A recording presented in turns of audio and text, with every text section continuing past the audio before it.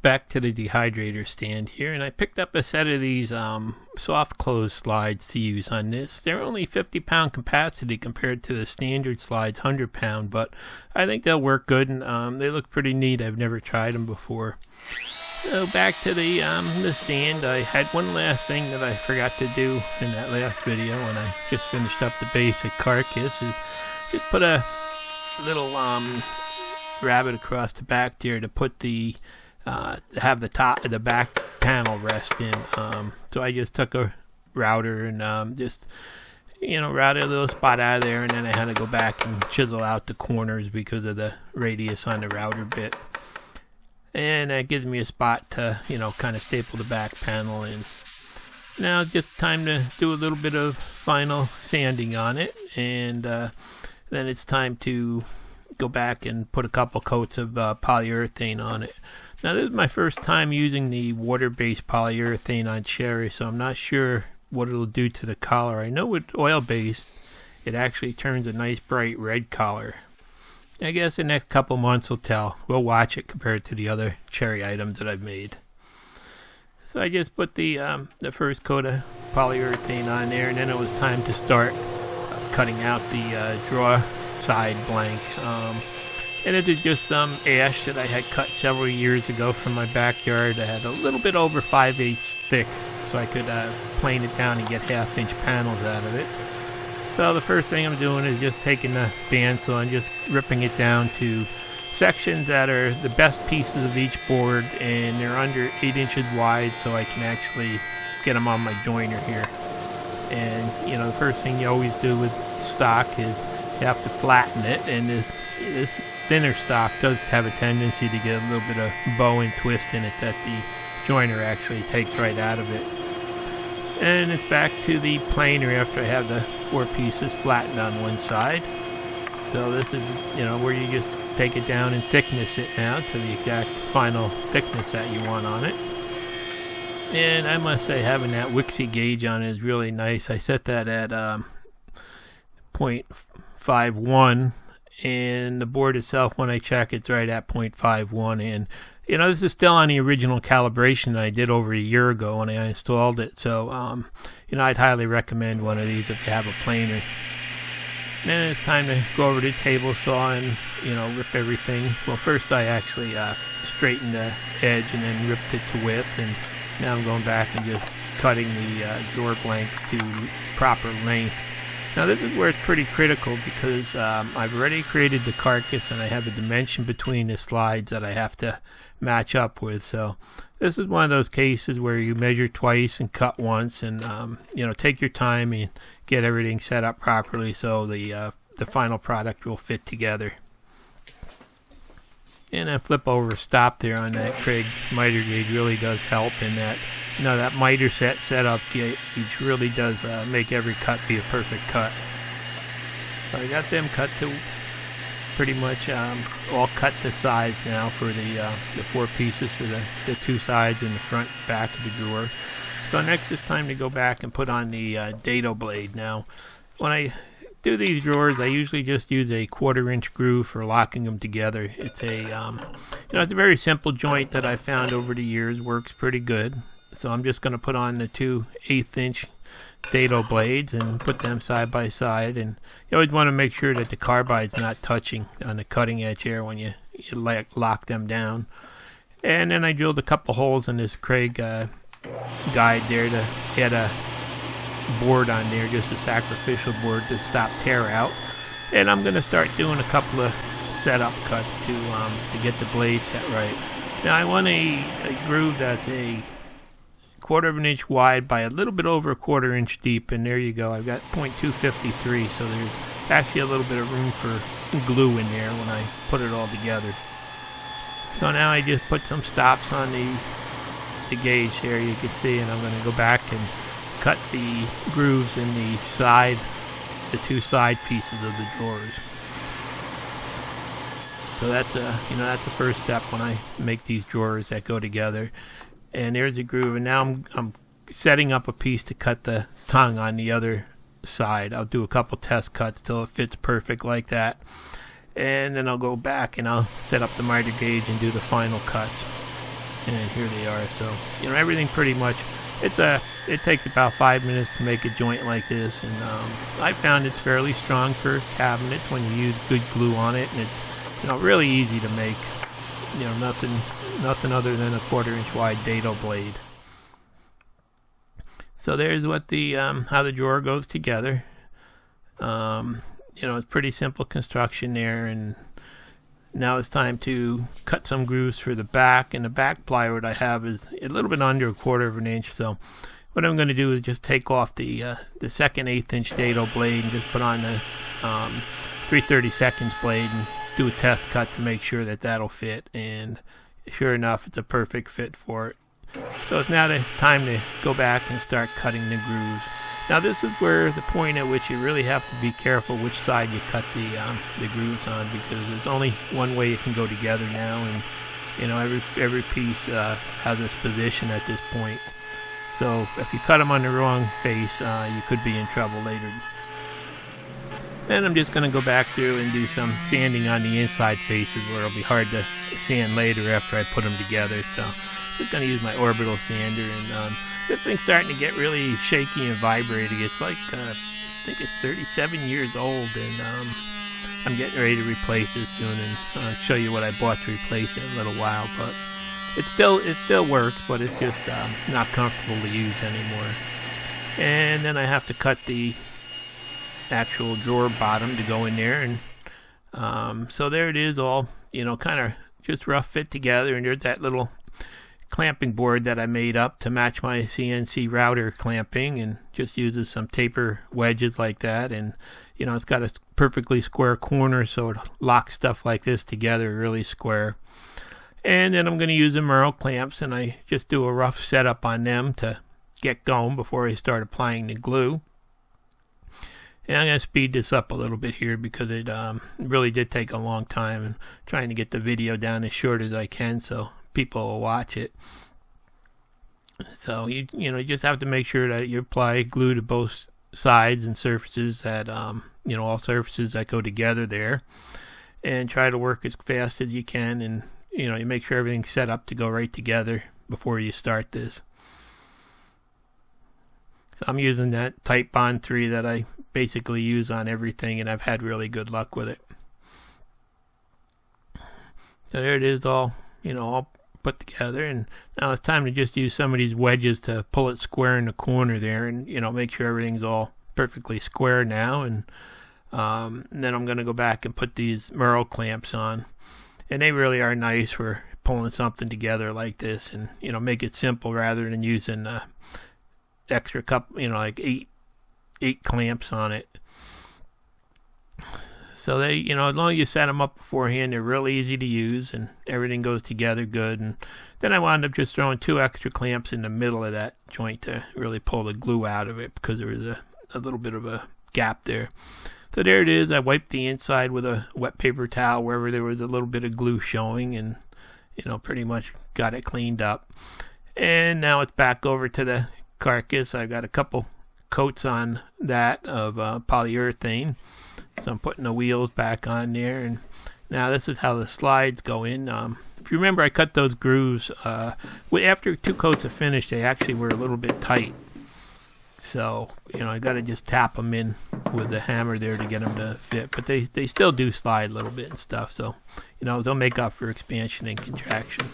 And you can see they lock in the groove there, and I'm just going to put 2 screws in the front 2 holes of the slide. There's two holes, one right at the front edge and one about an inch back, that I'm going to put them in and tighten down to hold the front, so if the expansion and contraction happens, it'll happen at the back side, and the front will always be aligned.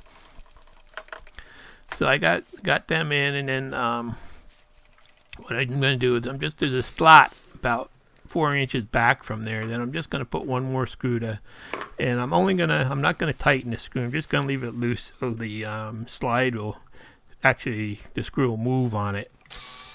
So I centered that in the slot, and you can see they're locked in place there, and it didn't take much and no place to go.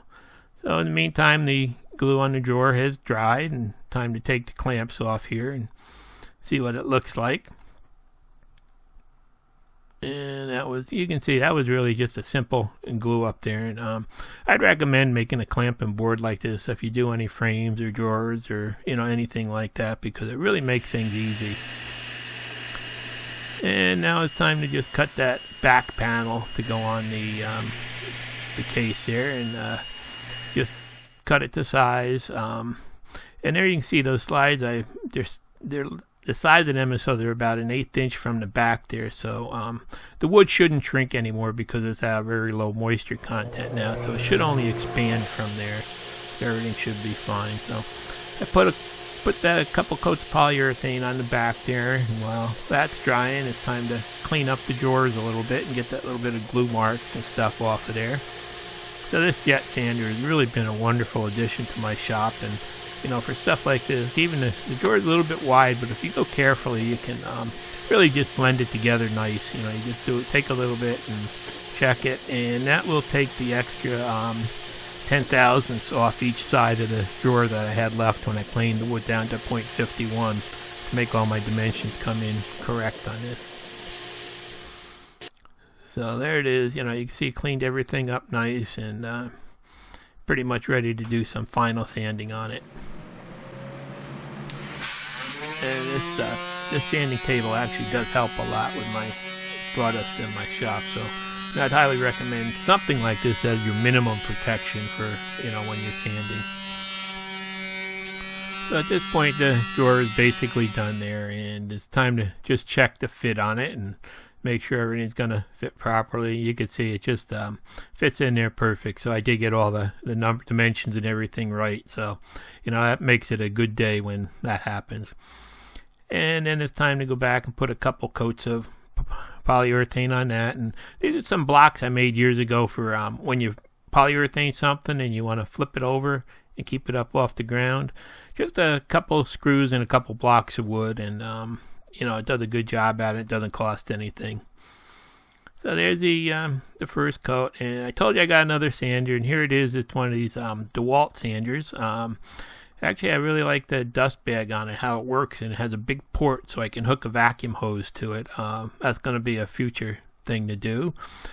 And it also came with a bag. I got it on Amazon. It turned out the one with this free bag actually was like $8 cheaper than the one without the bag. So I got that, and looks like it's going to be a good thing. And it comes with a punch for the sandpaper, so you can actually use dust collection with standard sandpaper.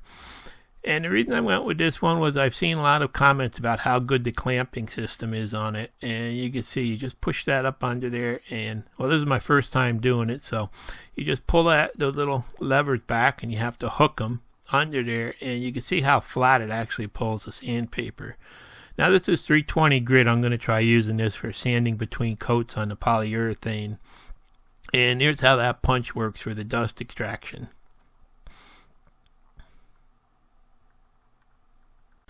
And I was pretty amazed by how those holes don't actually rip open when you're sanding with it. So I decided to, use it for sanding between the coats here on this polyurethane, because you rely on a mechanical bond with this water-based stuff. It just doesn't eat into the coat under it.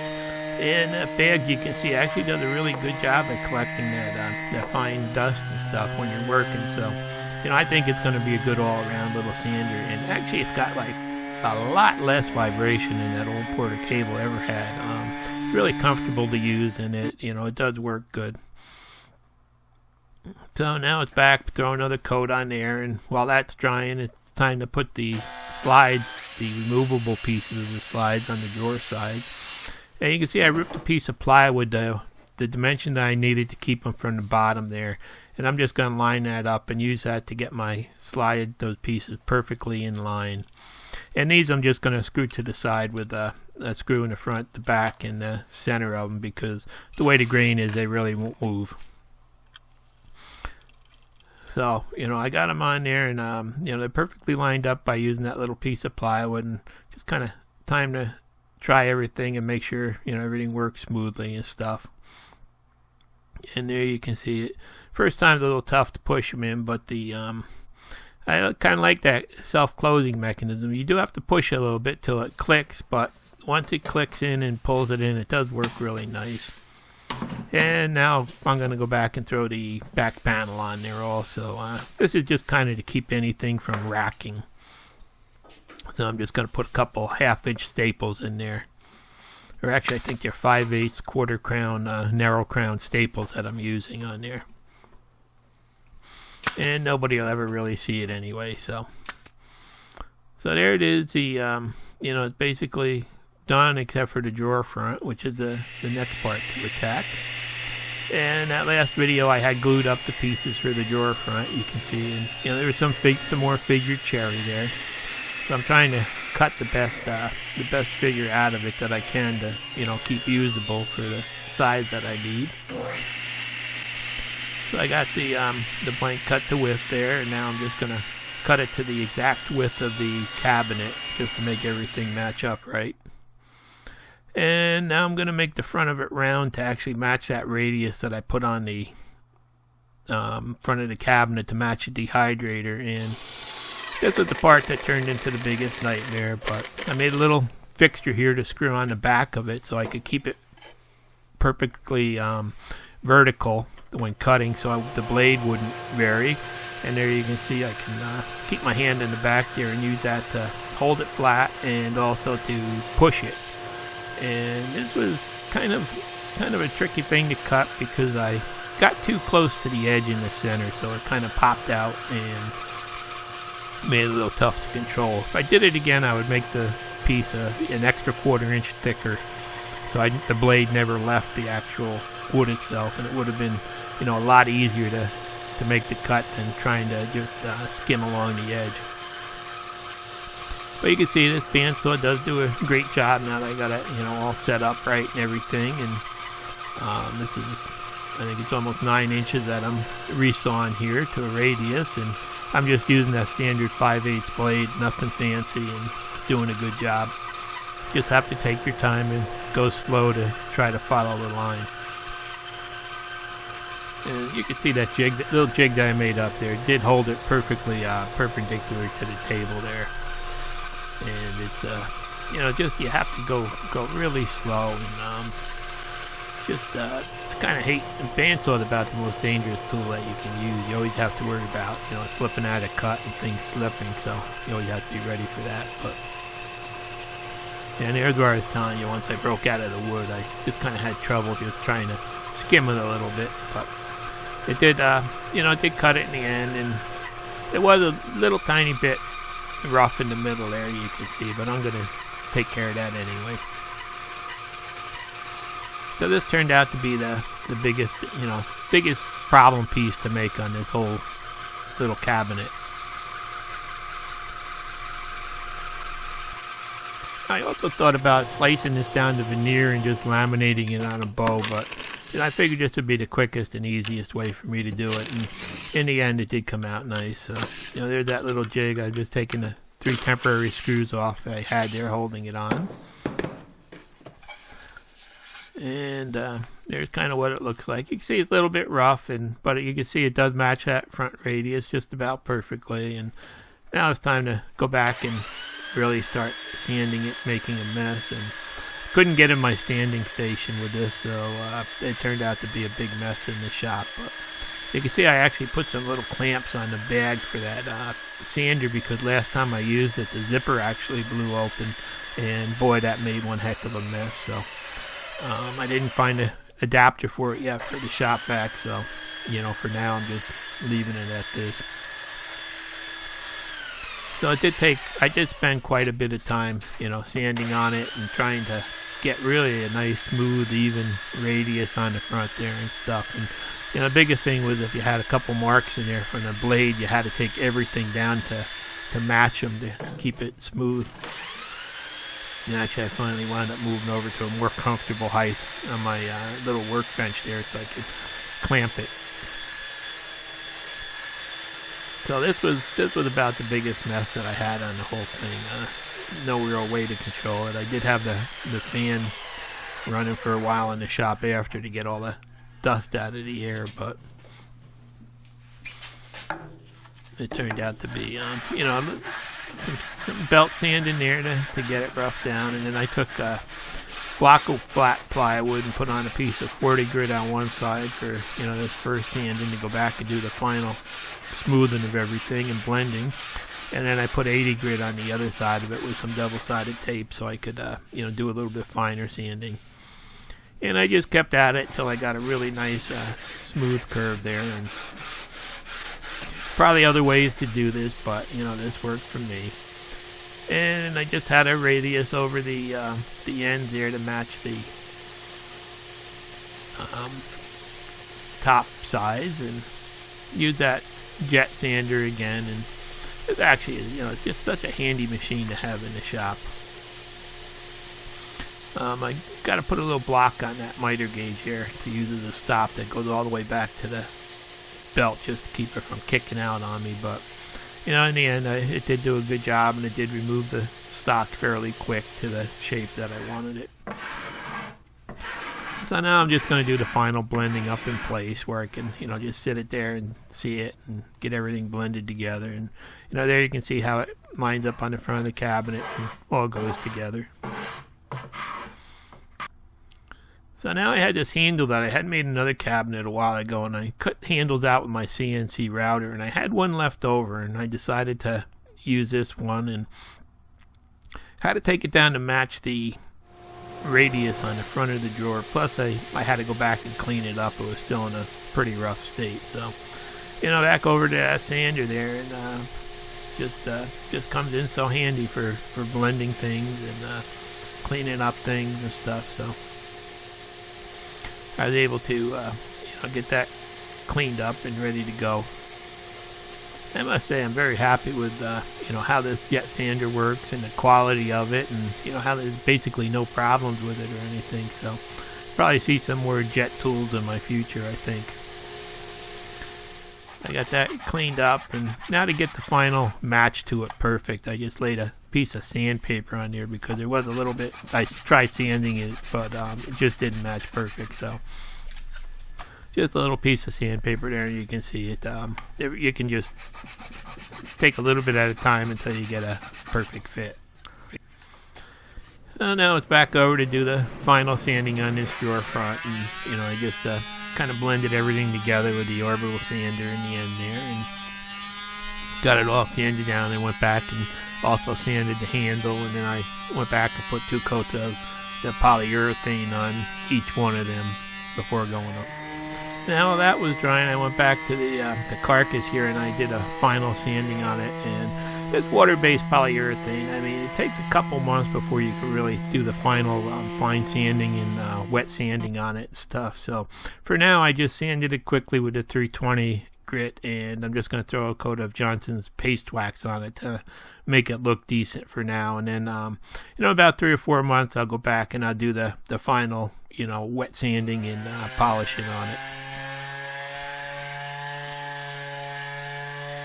So here we are back over there. Now I'm just sanding between coats on that front panel there, just trying to clean that all up and get right. While that's drying, I put another coat of polyurethane on. I put some double-sided tape on the front of that drawer just so I can line up the drawer front easily.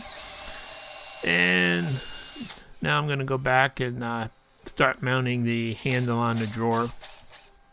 So I just had to drill a couple holes through, and then I'm going to use Craig screws from the back, and seeing how they're kind of blind on there, and this goes on a flat panel, I'm just going to counter bore them right there with a little Craig bit. And then I had the handle was pretty hardwood, so I had to pre-drill holes in that just so I didn't take any chances of having anything crack when I put it together.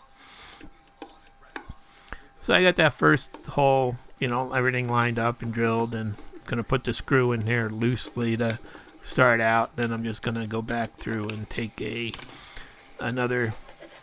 There it is, right there it is,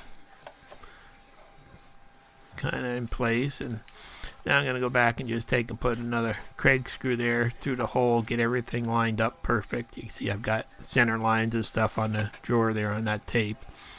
And I'm just going to put a little mark in the wood where I need to drill the other pilot hole. And that just gives me a little center point to drill on. And just going to go back and drill a pilot hole and just make sure you put some tape on the drill bit so you don't go through. And you can see I also did some sanding on the front of that panel to get ready for the final coat of polyurethane. So I kind of sanded under where the handle was going because I knew I couldn't get there later. So, there it is. Drilled the pilot hole, and now it's time to just go back and tighten up that other Craig screw from the back there. So handles in place. And there's the double-sided tape. I bought a bunch of this stuff at my dollar store years ago, so I just use it for holding stuff like this together temporarily while you're getting the screws in so things don't slip. And just gonna peel the backing off of that to get ready to put the front panel on. And you see I've got a spacer on the top there of exactly what I wanted, and just gonna get everything all lined up here, ready to go. And just want to make sure the spacer's in there right, and everything is really perfect fit. Everything lines up perfectly, so I'm really happy. And then I put some masking tape on there to just pull that piece up to make it stick to the back of the drawer, or pull the drawer up so that it would stick to the back of that drawer front. And now I'm just going to go through, and I had 4 pre-drilled holes in the front of the drawer where I'm going to add some Craig screws just to hold this front in place. And I did throw a couple clamps on there, you can see, so nothing would slip. And there it is, all pretty much assembled there. And that's how those soft close slides are really nice, and they pull it really nice and tight, and everything is just perfectly square, so it really did come out nice. So back to doing the final sanding on this drawer front. I'm going to put one last coat of polyurethane on here now that it's all together. Just using that 320 grit sandpaper, and like I said, there's it's only a mechanical bond when you're using that water-based stuff, so you do have to make sure everything is really roughed up good so that you get a good bond with the next coat. And that sander really does do a good job. I really like how comfortable it is to hold. And then it's back for the last coat of polyurethane on the front here and the handle. And there it is, all done and pretty much ready to be moved upstairs under the dehydrator. Kind of a shame that top is all going to be hidden, but it should be a perfect fit, and everything just works so nice and smoothly, and the casters are real nice. It rolls around easy, and you can see it's just hopefully it'll age a little bit more purplish color over time, but it's really just a real plain little cabinet. And there it is under the dehydrator. You can see it just gets it up high enough so it'll just pull under the counter. And I'm going to be making a little top piece to go on top of there. And here you can see the drawer. It's just big enough to hold my, all my jerky blaster and mandolin and cleaning stuff and spices and everything that goes with it. And the soft close is really nice on it there. And it's it really doesn't add much height to it, but and there you see how it just matches that radius on the front of the cabinet perfectly. So it's just a fun little project with no fancy construction or anything. Everything was basically very simple to construct and put together, as you can see. And it does make the dehydrator look a little bit better, so my wife will let me leave it in the corner in the kitchen there, and it can just be rolled out away from the wall for when it's being used, and then just be rolled right back into place when it's done. So, I think it was a real worthwhile project, and here you can pretty much see we're going to be eating lettuce this week. Lettuce is doing really good now, and the basil we've been using, and so we're going to enjoy our first salad in a little while. Thanks for watching. Please subscribe.